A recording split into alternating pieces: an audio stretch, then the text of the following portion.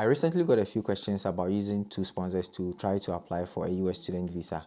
I have also heard people say that using an uncle to get a visa is a red flag and will lead to the denial of a student visa. The truth is that I know many people who have used distant relatives to get their visas approved. And in this video, we are going to look at the visa interview transcript of a student who actually used two uncles as his sponsors and was approved about a week ago. But there is one other thing that the student was worried about before his visa interview. Now, before we get into the video, I have a favor to ask from you. According to YouTube, 72% of those who watch my videos haven't subscribed to the channel yet. If you are one of them, kindly consider subscribing to the channel and don't forget to hit the like button as well. If you have any comments, please leave it in the comment section.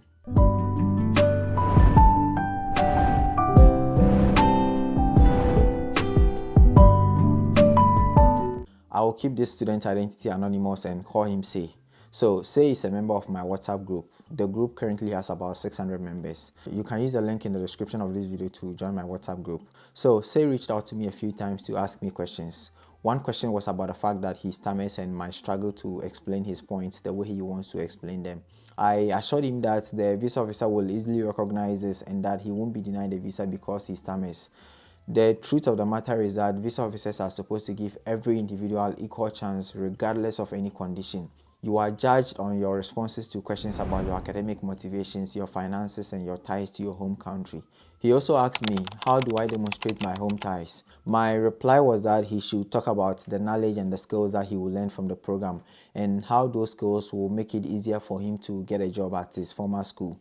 I added that he should always remember to express plans to return home after his studies.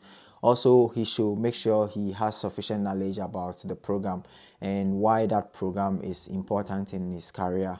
Now, if you are wondering how to answer F1 visa interview questions in detail using your own story, I have a video I posted recently about how to craft your own unique F1 visa interview answers using what I call ingredients. In my coaching sessions, I use some of these ingredients to guide students to prepare their unique answers. So I will encourage you to check out that video as well.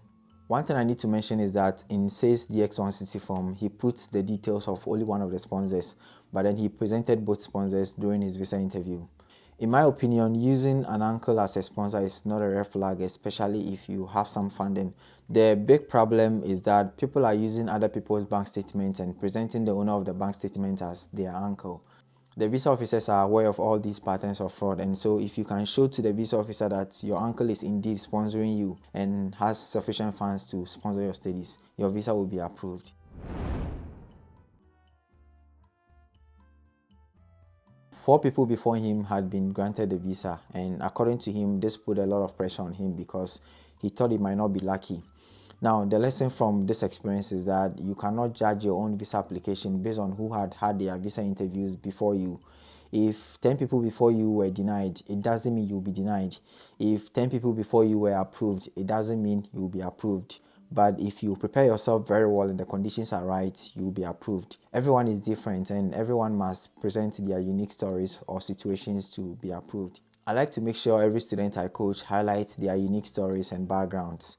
Now let's look at his visa interview questions and answers. Question 1. How are you going to fund your studies? Say replied, I have been awarded a tuition waiver and scholarship that covers 53% of my tuition fee. The deficit will be covered by my uncles. They are co-sponsoring. Mr. ABC is a businessman. He owns a company that manufactures and exports aluminium cooking utensils to other parts of Africa. And Mr. XYZ, he's the regional manager of XXS company in Ashanti West region. One good thing about his sponsors is that he actually shares the same surname with them. This probably convinced the visa officer that he's related to them and that he's presenting a bank statement that is not forged. Question 2. What region again? He replied, Ashanti West region.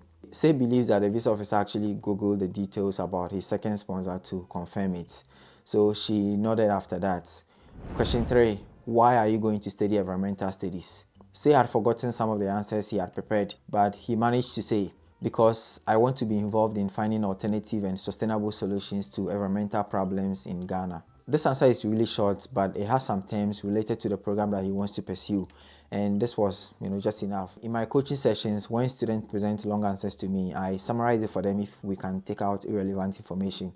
However, if every line makes sense and shows the technical skills in the program, I accept it. This is because if they forget something during their visa interview, they can still present a good solid answer. So the visa officer nodded in agreement and said, "I am approving your visa." A big congratulations to say. I cannot even believe he was asked just 3 questions, or I should say 2 questions. The answer to question 1 clearly shows that he has a financial ability to fund his studies. He had a scholarship and sponsors who share surnames with him. The answer to question 3 shows that he has academic motivations to study the program, and he also has clear plans to return to Ghana after his studies. According to Say, maintaining your composure and keeping an eye contact with the visa officer are keys for you to be approved. It is okay to forget some of your answers, but always try to remember part of it. You don't have to be perfect for your visa to be approved. You just have to make sure you make sense. And given how Say almost forgot an answer to a key question, I believe mock sessions are extremely important if you want to have a smooth visa interview experience. This is because in mock sessions, you get opportunity to make mistakes, and once you correct these mistakes, you cannot make those mistakes again. According to Say, he used my videos as his reference point for all his answers. There are so many videos on my channel, and so you can take advantage of them, and I believe that they have everything that you need for your visa to be approved. These are based on 7 years of experience coaching so many students who are already in the US. Don't forget to subscribe to the channel, and also don't forget to give this video a like. I appreciate your time, and I will see you very soon.